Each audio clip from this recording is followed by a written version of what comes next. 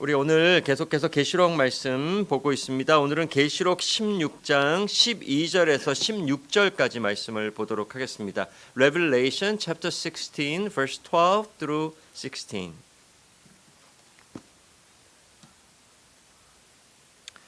계시록 16장 12절에서 16절까지 말씀, 우리 짧은 구절이니까요. 함께 우리 한 목소리로 같이 읽겠습니다. 또 여섯째 천사가 그 대접을 큰 강 유브라데에 쏟음에 강물이 말라서 동방에서 오는 왕들의 길이 예비되었더라. 또 내가 보매 개구리 같은 새 더러운 영이 용의 입과 짐승의 입과 거짓 선지자의 입에서 나오니 그들은 귀신의 영이라. 이적을 행하여 온 천하 왕들에게 가서 하나님 곧 전능하신 이의 큰 날에 있을 전쟁을 위하여 그들을 모으더라. 보라, 내가 도둑같이 오리니 누구든지 깨어 자기 옷을 지켜 벌거벗고 다니지 아니하며 자기의 부끄러움을 보이지 아니하는 자는 복이 있도다. 새 영이 시브리어로 아마겟돈이라 하는 곳으로 왕들을 모으더라. 아멘. 우리 계속해서 마지막 날에 7대접의 재앙이 쏟아지는 사건에 대한 말씀을 살펴보고 있습니다. 이 마지막 날이 언제인가요? 바로 지금이죠. 예수님이 오심으로 마지막 날이 시작되었고 예수님 다시 오실 때에 그 마지막 날이 끝날 것입니다. 지금이 말세고 이 말세의 끝이 예수님 재림하시는 날이에요. 예수님의 초림과 재림 사이에 있을 일들을 이 7 재앙들이 보여주는 거죠. 앞서서 7 인이 떼어지는 것, 그 다음에 7 나팔이 부는 것, 이제 우리가 보고 있는 7 대접이 쏟아지는 것으로 말세의 재앙을 보여주시죠. 전체 계시록을 보면 이 시기가 이제 뒷부분으로 가면 7년 환란과 연결이 되어 있어요. 이 7년 환란은 상징적인 숫자죠. 이 7년 환란을 가리키는 또 다른 상징적인 숫자가 있는데 바로 천년 왕국입니다. 다 같은 시대예요. 그런데 같은 시대를 가리키는 모습을 다른 숫자로 보여주시는 의미가 있는 거죠. 7년 대환란의 시기가 바로 이 말세 시대고요. 또한 천년 왕국은 바로 이 교회 시대를 가리키는 거죠. 그래서 천년 왕국과 7년 대환란의 시기가 같은 시대예요. 근데 우리가 여기서 알 수 있는 것은 지금까지 이제 쭉 살펴보았듯이 이 계시록에서 7이라는 숫자가 상징적으로 완전수죠. 7이나 열, 1000 다 완전수예요. 그런데 7은 특별히 어떤 현실을 가리킬 때 계시록에서 쓰여지냐 하면 하나님이 내리시는 재앙 혹은 환란, 마지막 심판과 연결되는 숫자예요.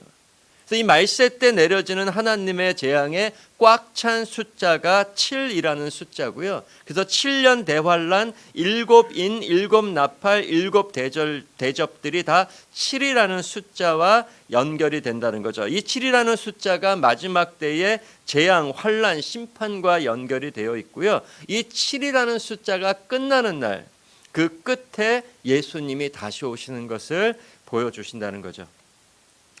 이것을 먼저 여러분과 제가 기억할 필요가 있습니다. 그래서 7은 재앙이지만 천년 할 때의 천은 어떻게 보면 교회 시대, 예수님이 왕이 되어 다스리시는 그의 백성들과 함께 다스리시는 복된 교회 시대의 모습을 보여주는 거죠. 그런데 우리가 말씀드렸듯이 이 마지막 날에 퍼부어지는 하나님의 7 재앙을 잘 이해해야 한다고 말씀을 드렸습니다. 이 7 재앙은 그냥 앞으로만 있을 재앙들이 아니라는 거죠. 교회 시대에 이미 일어났었고 지금도 일어나고 있고 앞으로도 일어날 사건들을 가리키고 있습니다. 그리고 예수님 다시 오실 바로 전에는 최고로 이러한 사건이 있을 거라는 것을 보여주시죠. 그래서 우리가 7 대접에서 본 것은 뭐였죠? 이 환란, 이 말세의 재앙이 점점 커져가는 것을 보게 되죠. 그래서 마태복음 24장에 가면 예수님께서 세상 끝날에 일어날 징조를 우리에게 보여주시는데 이 계시록 16장의 7 재앙과 다 연결이 되어 있는 것을 알 수가 있어요. 그 내용을 보면 거짓 그리스도와 거짓 선지자들, 즉 거짓 교회들이 수없이 일어나 많은 사람들을 미혹할 것이라고 알려주고 있고요. 전쟁과 난리의 소문이 있을 것이다. 그리고 곳곳에 기근과 지진과 홍수와 같은 자연재해가 일어나고 치유하기 힘든 여러 질병들이 생겨날 것이라고 알려주고 있어요. 이 모든 것들이 하나님이 이 죄악 세상에 내리시는 말세의 재앙이라는 거죠. 인간들의 죄도 쓰실 수 있겠지만 하나님이 내리시는 그 재앙들의 모습이라는 거예요. 그렇다면 하나님께서 이 마지막 때에 7 재앙을 내리시는 목적이 무엇이라고 말씀드렸나요? 사실 이러한 재앙들은 교회 시대만 있었던 것은 아니죠. 예수님 오시기 전에도 있었어요. 아담이 범죄한 이후에 이 세상이 타락했을 때에 내렸던 일반 저주의 현실들도 이러한 재앙들이 계속해서 이 세상에 있어 왔습니다. 자연재해도 있었고 뭐 다 있었죠. 전쟁의 소식도 있고 난리의 소식도 있고. 그런데 이 교회 시대에 내리시는 재앙의 목적은 좀 다르다는 거죠. 이 교회 시대의 재앙들을 내리시는 데에는 분명한 목적이 있다는 것입니다. 하나님께서 이 말세의 재앙들을 통해 자기 백성과 사단의 백성들을 계속해서 구별해 가시는 거예요. 다시 말하면 마지막 추수 사역을 하고 계시는 겁니다. 믿는 성도들에게는 이 재앙들이 믿음의 실현이 되어 복음을 듣고 회개하여 구원에 이르게 하시고 또 그 마음이 부드러워져서 하나님만 더욱 붙들고 예수님을 닮아가며 천국 소망으로 굳게 가시는데 사용하세요. 그렇죠? 우리 성도들의 삶을 보세요. 고난을 통해서 믿음이 정금같이 되어 여기까지 온 거잖아요. 그렇게 사용하신다는 거죠. 말세의 재앙도. 그래서 이 재앙들이 성도들에게는 오히려 하나님의 은혜요 축복이라고 하십니다. 우리가 지금까지 살펴보았죠. 특별히 베드로 전서에 가도 말세의 환난을 만난 성도들에게 그 고난이 하나님의 축복이라고 말씀하세요. 특별히 누구의 영광을 드러내고 누구의 삶에 참여하는 축복인가. 고난 받기까지 이 땅에서 참 믿음 그리고 하나님의 영광을 증거하신 예수님 삶에 참여하여 예수님의 영광을 드러내게 하신 놀라운 축복이라고 말씀하십니다. 반면에 믿지 않는 자들에게는 이 재앙들이 오히려 그들의 마음을 더욱 딱딱하게 하여 하나님을 더욱 비방하게 하고 더욱 이 세상만을 구하며 살아가게 하는 저주와 심판의 방편으로 쓰신다는 거예요. 그래서 말세의 재앙은 사실은 믿는 자라도 비껴가는 법이 없다는 거죠. 우리가 팬데믹을 겪을 때 믿는 사람들은 안 걸려요? 코로나 바이러스에? 절대 아니라는 거죠. 그러면 그거 걸리면 하나님 앞에 벌 받는 거예요? 그것도 아니라는 거죠. 죽을 수도 있어요. 그런데 믿는 성도는 그 죽음으로써 하나님이 추수하여 천국으로 모으시는 축복이 되게 하셨다는 거죠. 그 현실이 이렇게 다르다는 거죠. 믿는 성도와 믿지 않는 이 세상 죄인들. 오늘 본문에도요 그러한 모습을 보여주세요. 계시록 16장 10절에서 11절을 보면 그 앞에 구절인데 우리 함께 읽겠습니다. 또 다섯째가 그 대접을 보좌 위에 쏟으니 그 나라가 곧 어두워지며 사람들이 아파서 자기 혀를 깨물고 아픈 것과 종기로 인하여 하늘의 하나님을 회방하고 저희 행위를 회개치 아니하더라. 우리가 이미 살펴본 말씀들이에요. 마지막 때에 이 땅에 재앙이 내릴 때에 세상 죄인들은 겸손히 자기 죄를 회개하며 하나님께로 나오지 아니하고 오히려 하나님을 회방하고 비방하고 절대 회개하는 것으로 가지 않는다고 말씀하십니다. 그런 일 있잖아요. 아니 하나님이 계시면 어떻게 이런 일이 일어나? 이런 것도 해결하지 못하시는 하나님이라면 나는 하나님 안 믿겠다. 아니 저들이 무슨 죄가 있길래 저렇게 죽어가야 되는 거야. 하나님을 비방할 거라고 하셨습니다. 배교하는 일도 더욱 많아질 것이라고 하셨어요. 배교는 어디서 일어나는 일이에요? 교회예요. 이것이 이상한 일이 아니야라는 거죠.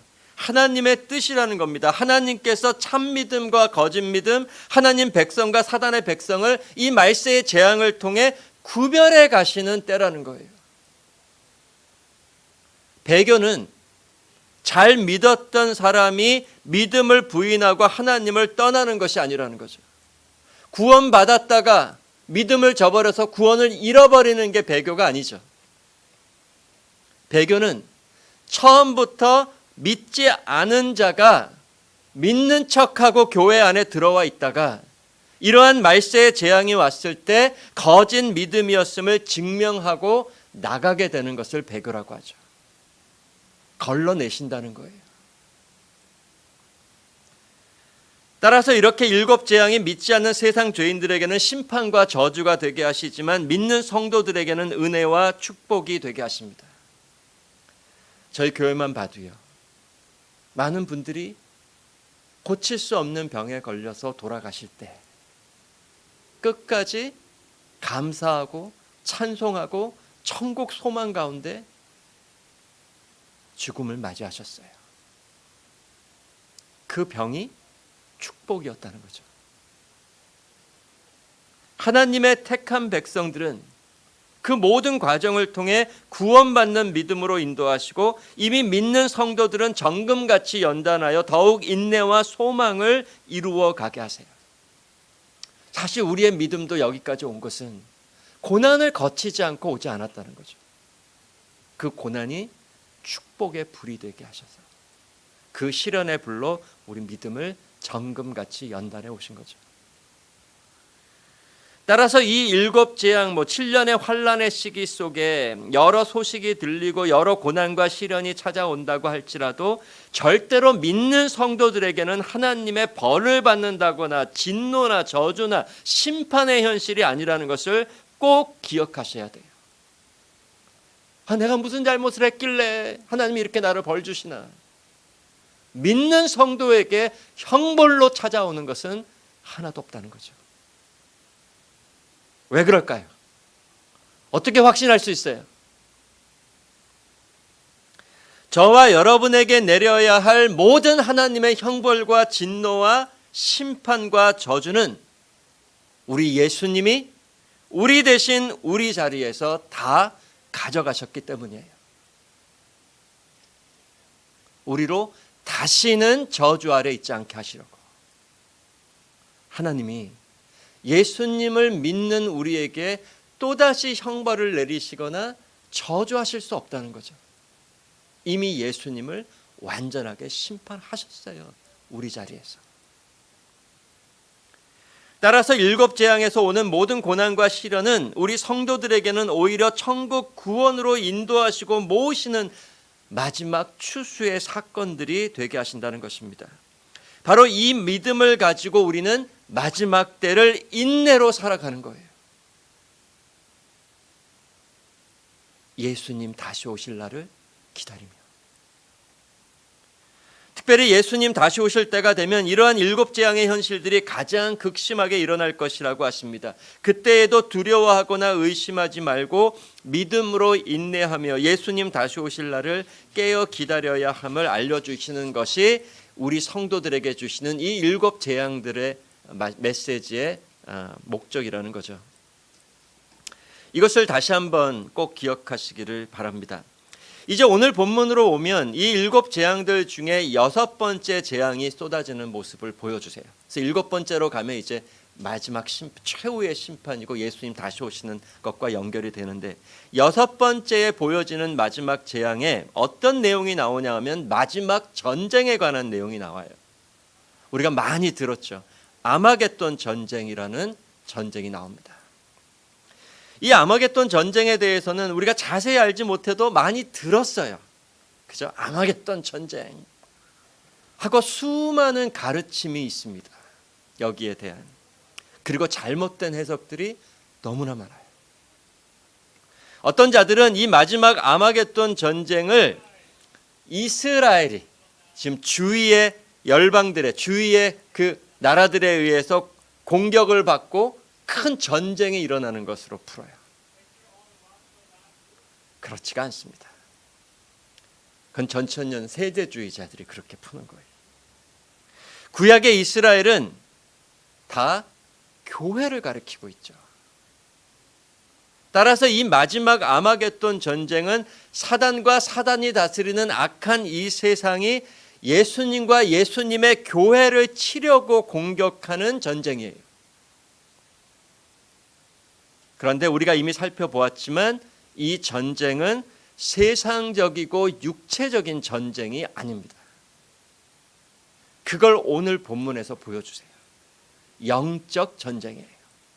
오늘 본문만 아니라 신약 성경에 나오는 우리의 전쟁을 알려주실 때 다 육체적이고 세상적인 전쟁이 아니라고 분명히 말씀하시죠.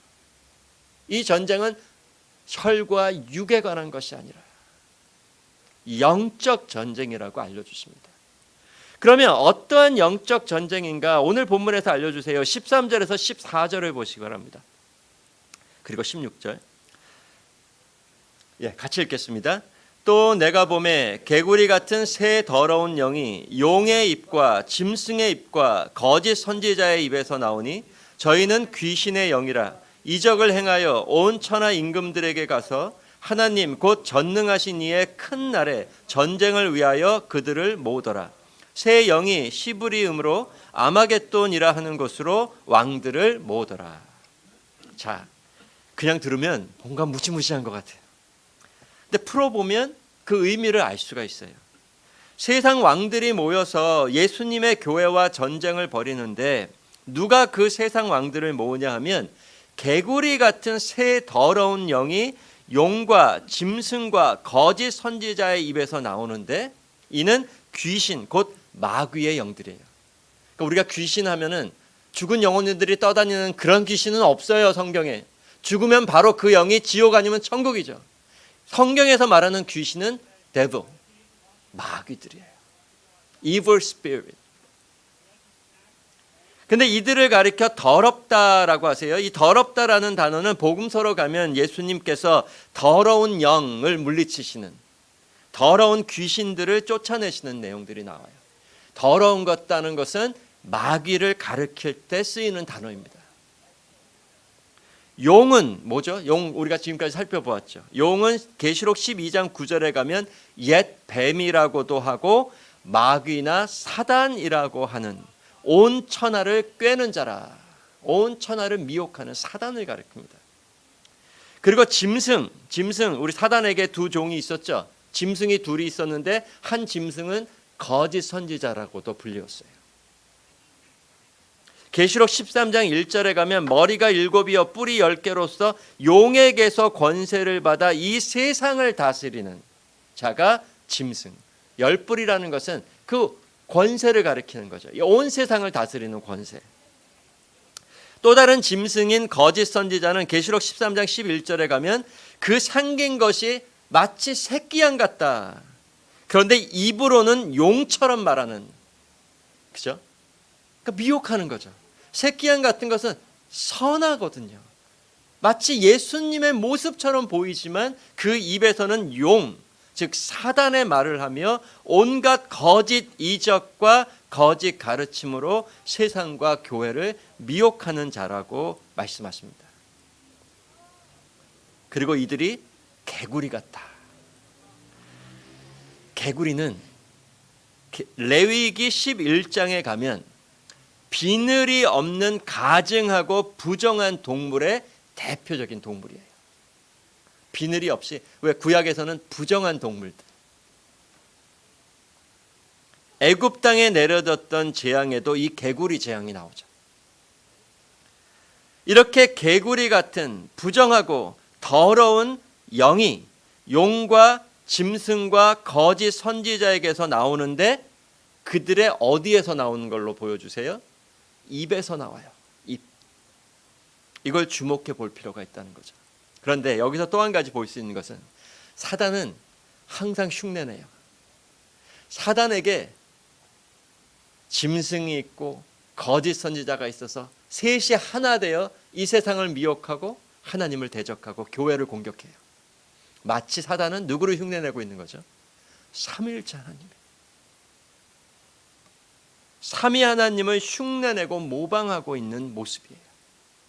이 내용을 계속해서 우리가 볼 건데, 이 세 영이 용과 짐승과 거짓 선지자의 입에서 나와 그의 세력을 모으고 교회를 공격합니다. 이것은 어떤 싸움이라는 것을 우리에게 알려주는 거죠. 그들의 입에서 나와서 공격한다. 바로 그들의 입에서 나오는 거짓으로 전쟁을 벌이는 거예요. 결국 이 전쟁은, 이 아마겟돈 전쟁은 거짓과 진리 복음과의 싸움이라는 거죠.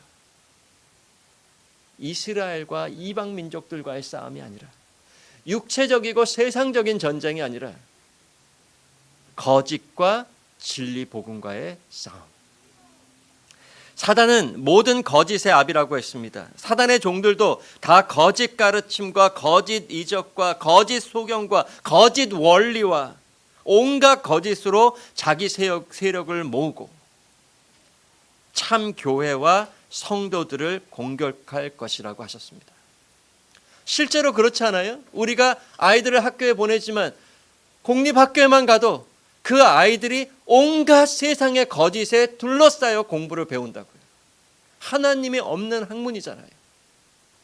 그런데 이 세상만 그런 것이 아니라 교회에서까지 사단이 미혹하여 거짓 교회들, 거짓 가르침 속에서 온갖 거짓으로 참 진리 복음을 믿는 교회와 성도들을 공격할 것이라는 말씀이죠. 이 전쟁이 일어나는 곳이 어디냐? 아마겟돈이라는 곳이라는 거예요. 아마겟돈. 그런데 이 아마겟돈은 어떤 특별한 장소를 가리키는 것이 아닙니다. 성경 어디를 봐도 아마겟돈이라는 장소가 어딘지 보이지가 않아요. 상징적인 장소예요.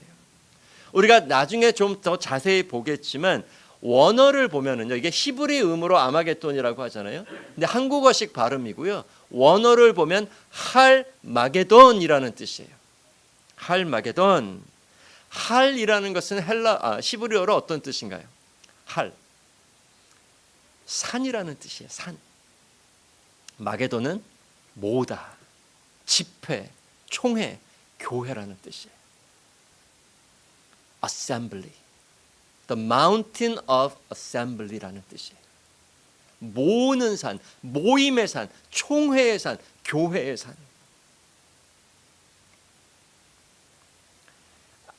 마지막 전쟁을 위해 사단이 그의 세력을 모아 예수님이 모으신 백성들과 영적 전쟁을 벌이는 곳이 이 아마겟돈이라는 것이죠. 나중에 우리가 자세히 보겠지만 하나님이 자기 백성을 모으신 것도 하늘의 시온산, 장자들의 총회, 교회이고요. 하나님을 흉내낸 사단도 북쪽에 있는 자기 산에 자기 보좌를 두고 자기 백성을 모아요. 거기도 아마겟돈. 하나님의 산도 아마겟돈. 사단의 교회와 하나님의 교회의 싸움이라는 거죠. 그걸 표현하기 위해 아마겟돈이라는 단어를 사용하시는 거예요. 모임의 싸움이라는 거예요. 교회의 싸움. 사단의 회와 예수님의 교회와의 싸움. 이것을 알려주시는 거예요. 이제 앞으로 보겠지만 아마겟돈 전쟁을 계시록 19장, 20장에서 계속해서 보여주시는데 조금씩 다른 관점에서 보여주십니다. 그렇다면 아마겟돈 전쟁은 앞으로 있을 전쟁이라는 것에서 끝나지 않고 예수님이 오셨을 때부터, 예수님 때부터 시작되어서 지금까지 계속해서 있어 왔고, 장차 사단이 잠시 노임을 받을 때에 자기의 마지막이 임한 것을 알고 자기의 모든 세력을 모아 사방으로 교회와를 둘러싸서 최후의 전쟁을 할 것이라는 것을 알려주시는 거예요. 그런데 우리는 이 싸움의 본질을 분명히 기억할 필요가 있다는 거죠. 어떤 모습으로 공격하든지 간에 그 배경은 거짓과 진리 복음과의 싸움이라는 거죠. 예수님과 복음 진리를 끝까지 지키는 것으로 승리하는 전쟁이라는 거예요. 예수님도 그 전쟁을 십자가에서 싸우셨고 이제 모든 교회와 성도들도 그 예수님의 싸움과 승리에 참여하여 이 전쟁을 싸우는 거예요. 그런데 승리는 이미 보장돼 있죠. 왜? 예수님이 이기셨거든요. 우리는 이긴 전쟁을 하는 겁니다. 그래서 사실은 이 전쟁이 세상적으로 보면 사단이 막 교회를 둘러싸서 공격해서 참교회가 죽어가고 뭐 망하는 것 같고 하지만 실제로는 사단의 심판이 집행되는 전쟁이에요. 하나님이 사단의 죄가 차게 하셔서 이 세상 죄인들과 함께 마지막 최후의 심판을 내리기 위해 이 전쟁을 사용하시는 겁니다. 이것을 꼭 기억할 필요가 있습니다. 그래서 우리는 믿음으로 싸우는 전쟁이라는 것을 기억해야 되고요. 세상으로 싸워서는 안 된다는 거죠. 세상의 현실에 따라서 지는 것 같고 망한 것 같고 아니에요. 진리 복음을 끝까지 지키는 자가 이기는 자입니다. 끝까지 예수님과 천국 복음만을 붙드는 전쟁과 승리. 사단과 그의 종들은 우리가 계속해서 보겠지만 거짓과 거짓 가르침과 거짓 이적으로 공격한다고 했어요. 특별히 눈에 보이는 이적과 눈에 보이는 세상으로 미혹한다고 했습니다. 우리는 보이는 것을 따라가는 자들이 아니라는 거죠.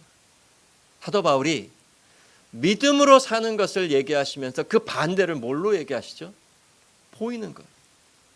We live by faith, not by sight.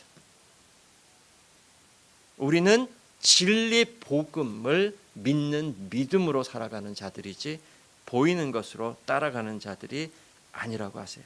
예수님과 천국 복음이 아닌 것은 아무리 그럴듯하고 아무리 진짜 있었다고 할지라도 다 물리치라고 하십니다. 말씀만 붙들라고 하세요. 그런데 말씀드렸듯이 하나님께서 사단을 잠시 풀어주시고 그의 모든 세력을 모아 교회를 대적하는 것을 허락하세요. 오늘 본문 16장 12절에 그 모습이 나옵니다.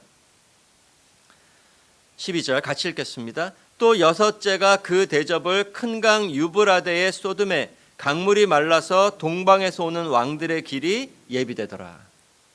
하나님께서 여섯 번째 대접을 쏟는데 유브라데 강물이 마르게 돼요.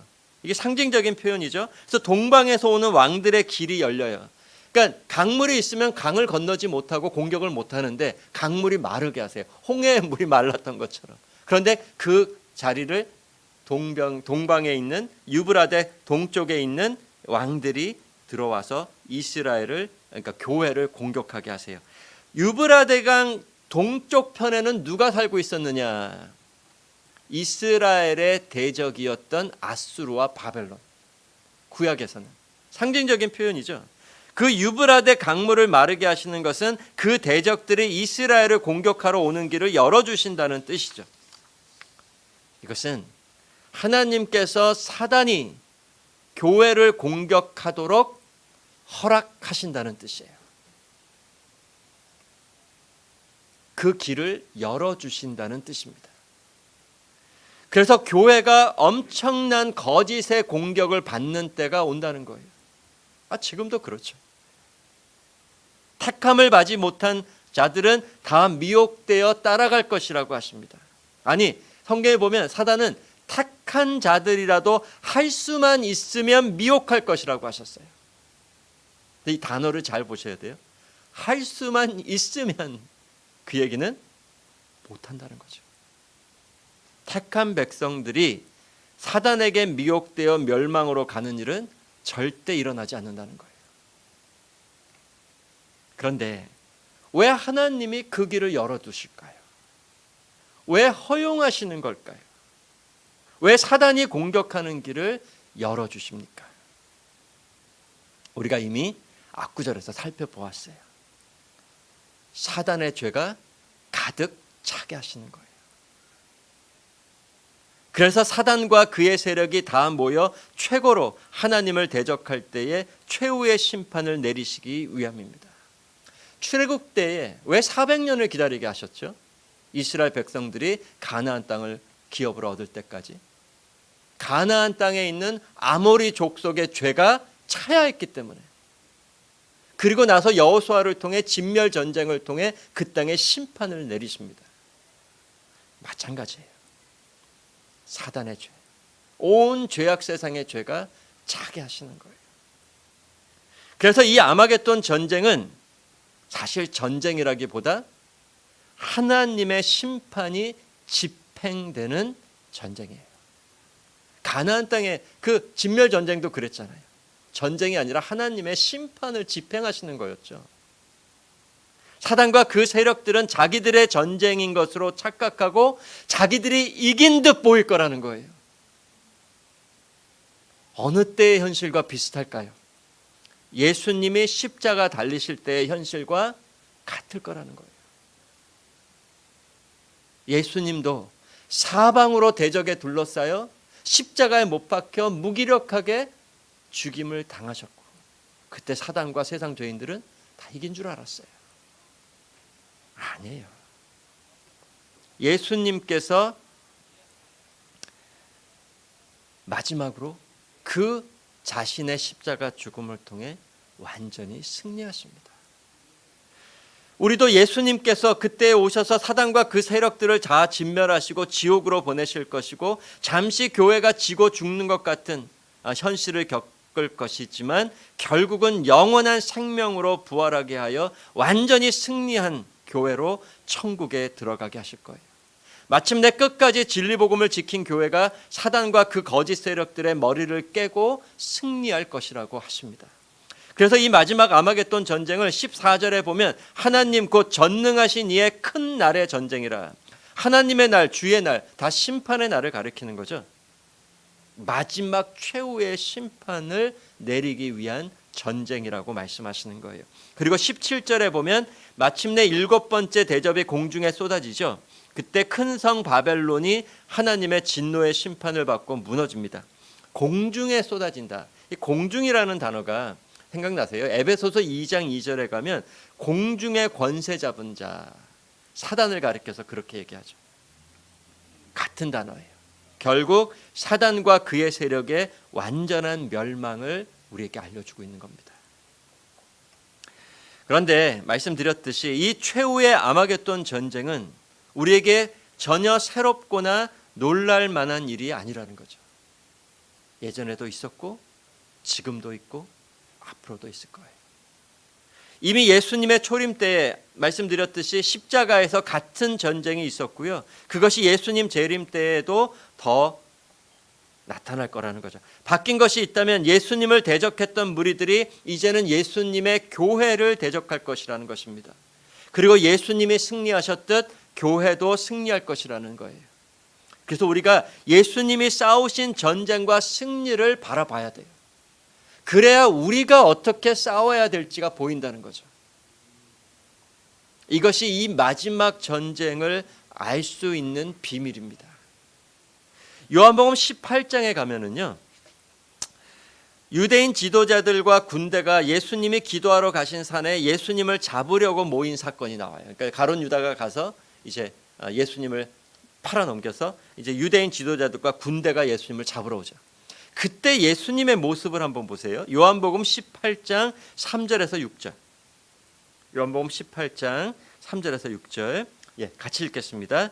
유다가 군대와 및 대제사장들과 바리새인들에게서 얻은 하속들을 데리고 등과 회와 병기를 가지고 그리로 오는지라. 예수께서 그 당할 일을 다 아시고 나아가 가라사대 너희가 누구를 찾느냐 대답하되 나사렛 예수라 하거늘 가라사대 내로라 하시니라. 그를 파는 유다도 저희와 함께 섰더라. 예수께서 저희에게 내로라 하실 때에 저희가 물러가서 땅에 엎드러지는지라. 잘 보세요. 참 교회이신 예수님이 이 세상의 미움과 핍박을 받으시고 마침내 사단에 미혹된 그 악의 세력들에 둘러싸여서 잡히세요. 그런데 거기 뭐라고 하냐면 예수님이 당하실 일을 이미 다 알고 계셨다고 하세요.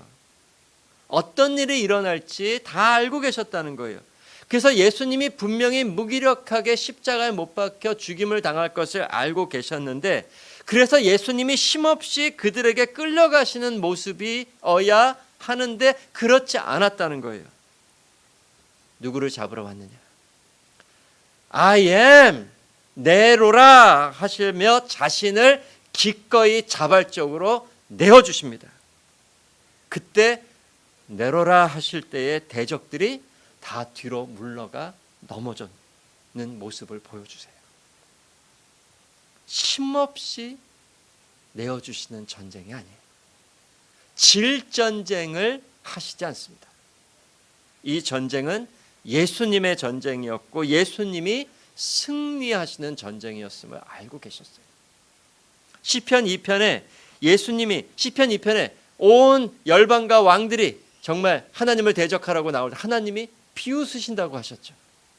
똑같은 모습이에요. 예수님이 세상 병기를 들고 자신을 잡으러 나온 자들을 향해 웃고 계셨어요. 그런데 왜 예수님이 그렇게 무기력하게 아무 힘도 없는 것처럼 잡히시고 못 박히셨을까? 이유가 있어요. 세상과 예수님이 싸우시는 전쟁이 달랐기 때문에 그래요.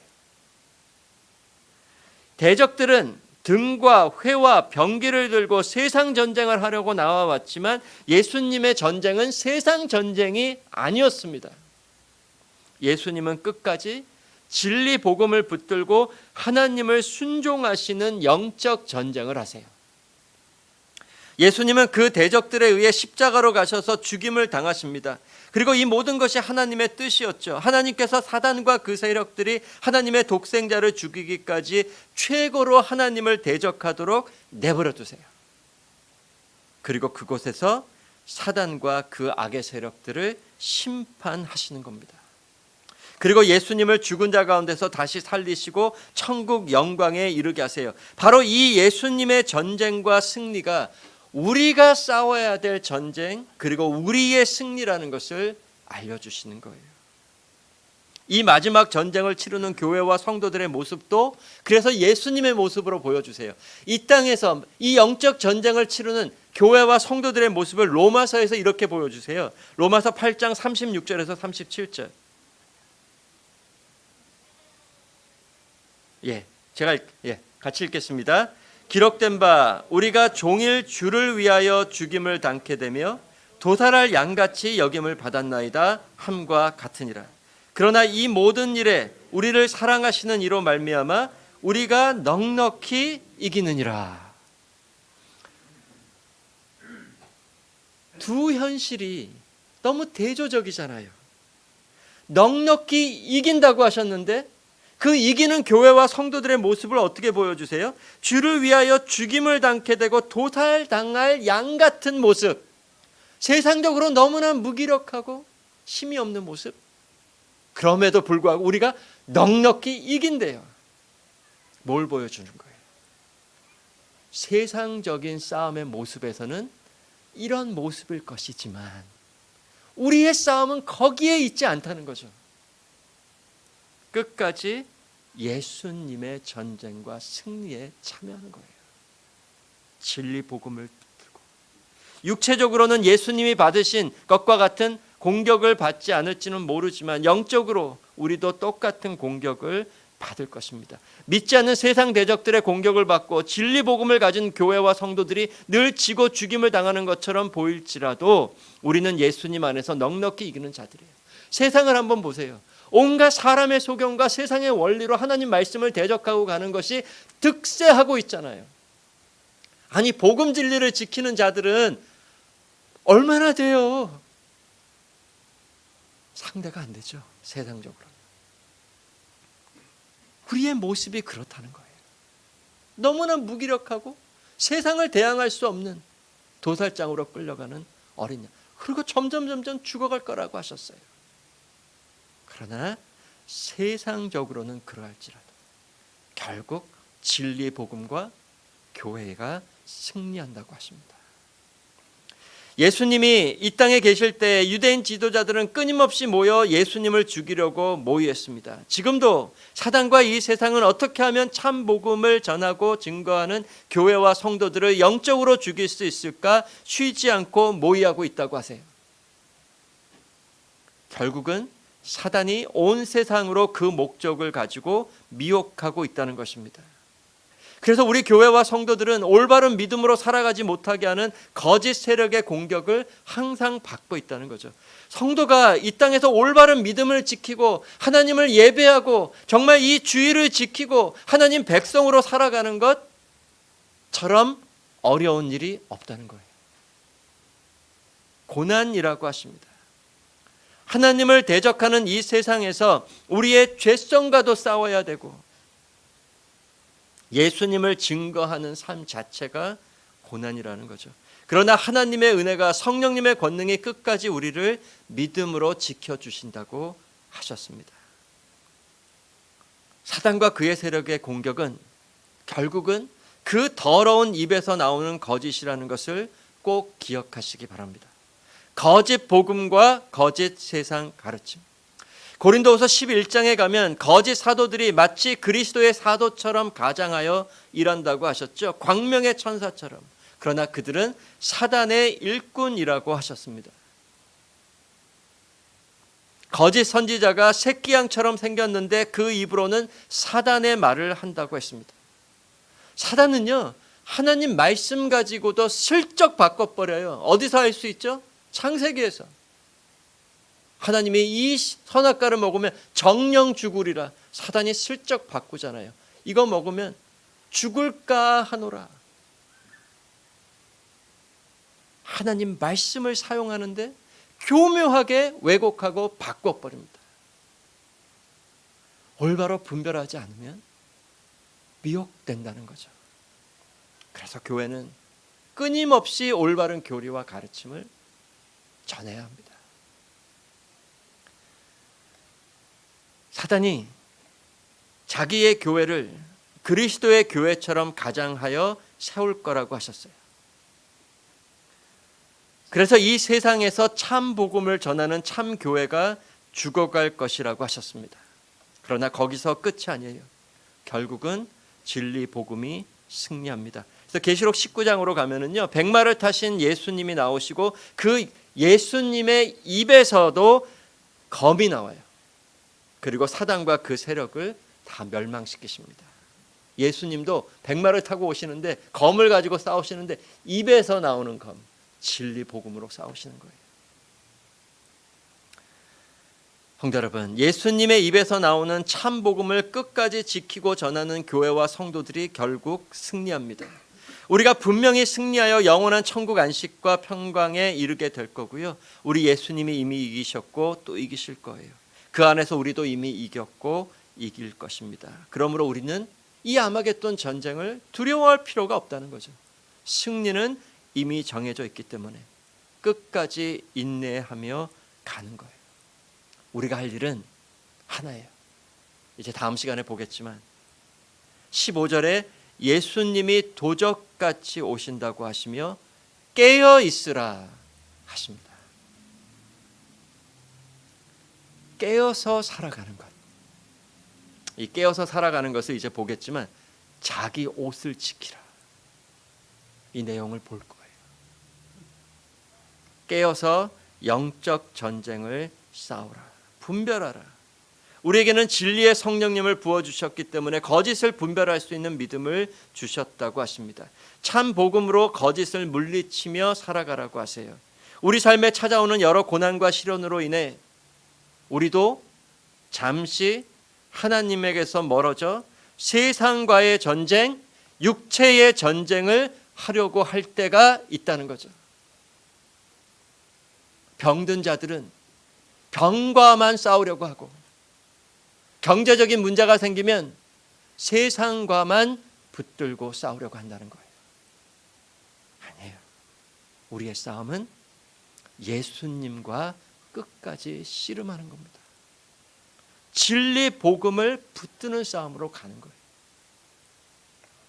더욱 하나님께로 나아가 가까이 나아가 믿음으로 이 전쟁을 싸우라고 하십니다. 복음 말씀 안에서 하나님의 사랑을 끝까지 확신하고 예수님의 은혜로 구원받았음을 끝까지 붙들고 그 예수님만으로 우리의 기쁨과 만족을 삼고 예수님이 죽기까지 이루어주신 천국 본향에 우리의 모든 소망을 두고 무엇보다 예배를 지키며 예수님 다시 오실 날을 소망으로 깨어 기다리고 그때까지 나 자신만 아니라 나의 형제자매들을 돌아보고 굳게 세워주는 것으로 이 전쟁을 싸워 나가라고 하십니다. 진리 복음을 믿음으로 이깁니다. 성도 여러분, 이것을 잊지 마시고 더욱 말씀 붙들고 주님의 교회를 진리 복음 안에서 세워가시고 여러분 자신만 아니라 이 교회와 모든 성도들을 위해 기도하시며 주님 다시 오실 날까지 깨어서 우리에게 입혀주신 옷을 지키며 살아가는 우리 온 교회 성도들 되게 해주시기를 기도해 주시기 바랍니다. 기도하겠습니다.